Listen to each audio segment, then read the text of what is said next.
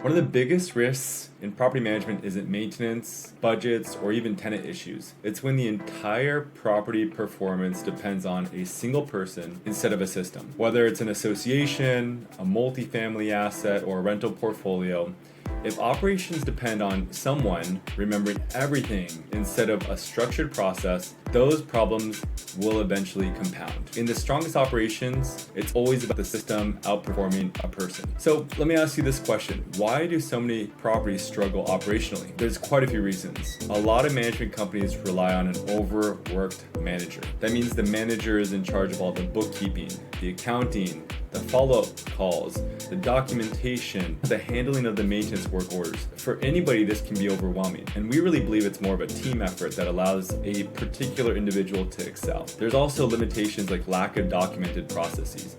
This is so common when it comes to organizations. It sounds boring, but having a standard operating procedure is absolutely essential for a great company to thrive, so that people can fall back on this system and training as opposed to try to remember all the nuances. Another failure point is reactive communication. In this service business, communication is one of the lifebloods. Updating your owners so that they know if there's any issues that they should be aware of.